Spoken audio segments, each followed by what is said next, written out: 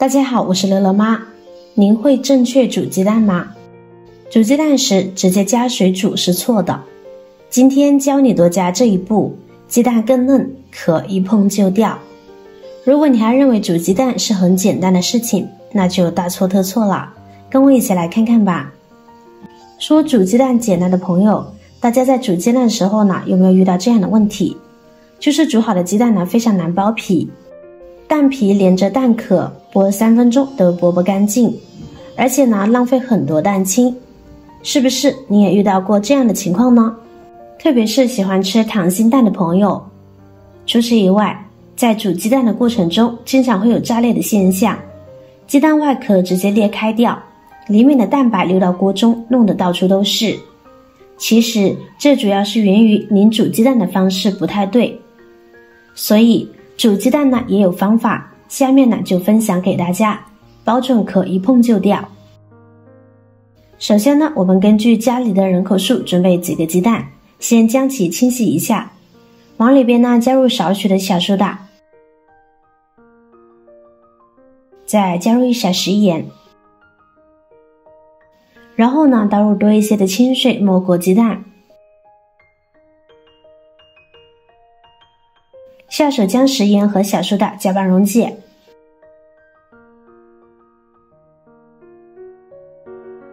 然后将其浸泡5分钟。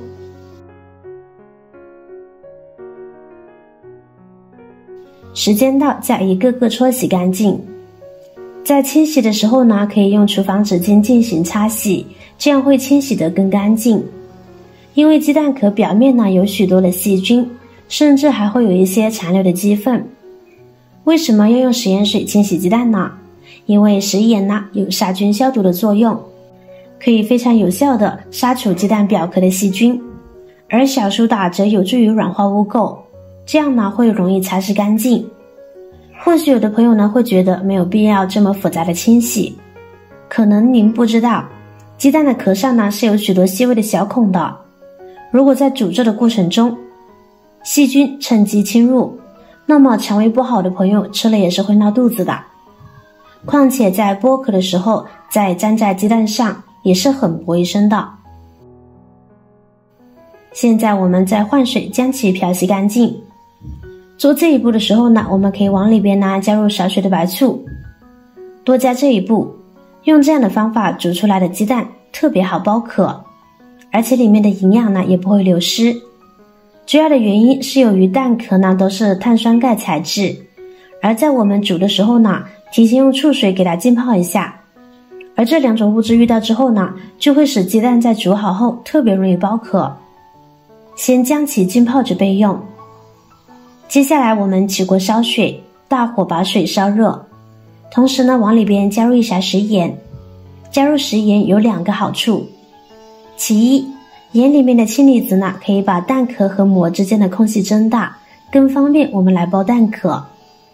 其二，盐巴能够让煮鸡蛋的口感更好，吃起来能够在很大程度上的减少腥味，更容易让人接受。那么煮鸡蛋究竟是冷水入锅还是水开入锅呢？这一直是一个很有争议的话题。其实正确的做法呢，是在水似开未开的时候，看见锅底起这种密集的小泡泡时，就可以将鸡蛋下锅了。因为冷水呢去煮鸡蛋会导致它的加热时间太久，鸡蛋加热太久的话，口感呢也会因此受到影响。而水开入锅的话，鸡蛋受到冲击极易破裂。另外，由于内外受热不均匀，煮出来的鸡蛋易夹生，口感不好。至于煮多长时间，从安全的角度来说，煮鸡蛋的时间呢不能过短，一般煮6分钟时蛋黄开始凝固，建议大家最好煮到8分钟以上，这样才能够确保杀死可能存在于鸡蛋中的沙门氏菌。从营养的角度出发，区别并不是很大，加热对于鸡蛋的营养影响非常小，蛋白质和矿物质等营养成分都不会因为多煮了几分钟就无法吸收了。而从口感的角度出发，那就是仁者见仁，智者见智。有些人可能觉得煮得越熟的鸡蛋口感更好，有的人则可能觉得煮得越熟越噎人，还是喜欢吃更弹性一点的鸡蛋，所以在这里给大家总结一下。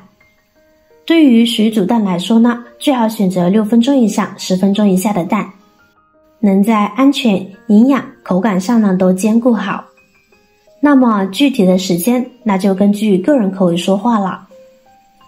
好了，煮制时间到了，就可以把鸡蛋控水捞出来了。然后我们将鸡蛋呢放入凉水中，煮好的鸡蛋用凉水激一下，会特别容易剥皮，轻轻一剥就掉了。经过凉开水激过的鸡蛋，口感呢也会特别的紧致细嫩好吃。浸泡不烫时候呢，就可以控水捞出来了。现在呢，我们就可以来实践看看，看看我们的煮制方法到底效果如何。先把鸡蛋敲一敲，然后呢捏一捏，使蛋壳分离。现在轻轻一碰，鸡蛋壳就下来了，而且是一大块一大块的，不会碎掉。每天喜欢吃鸡蛋的朋友可以试一试这个方法哦，这样剥鸡蛋真的很解压。亲爱的朋友们，制作视频不易，您的每一个留言和每一个点赞、关注都是我前进的动力。如果觉得我的视频对您有帮助的话，请您给我点个赞吧，感谢您的支持。以上就是煮鸡蛋的一些小妙招，如果您还有更实用的技巧，别忘了在评论区分享。那么接下来就用这样的鸡蛋来跟大家分享一道美食。我们先将鸡蛋撕成小块装入碗中，这道美食就是蒜泥鸡蛋。很多人的第一感觉呢就是黑暗料理，我可以很负责任的说，这道菜是相当的美味的，绝对是一次上瘾的那种。好了，先将鸡蛋呢放在一边，接下来准备一口蒜臼，把大蒜剥皮放入蒜臼子中，然后呢加盐捣成蒜泥。加盐的目的是大蒜不易外溢，容易捣碎。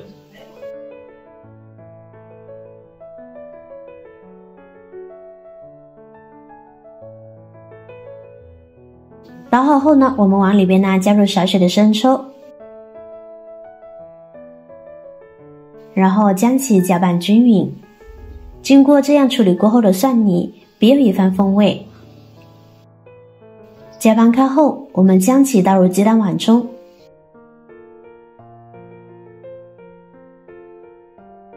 再加入少许的葱花增香，再次搅拌均匀，使每一块鸡蛋都均匀地裹上蒜泥，充分入味。搅拌均匀，像这样就可以。装入盘中，美味即成。这样做出来的蒜泥鸡蛋，蒜香味特别浓郁，百吃不腻，非常有味。做法特别简单，可能您第一眼呢会觉得它是黑暗料理，但说实话，负责任的说，像我这样操作，做出来绝对的美味。好了，今天的视频内容呢就分享完了。如果您看完觉得有食欲的话，记得点赞、转发、分享哦，希望可以帮助到更多的朋友。点击我的视频头像，还可以观看更多的美食和生活技巧。别忘了关注我哟，感谢您的支持。我是乐乐妈，我们下期再见啦。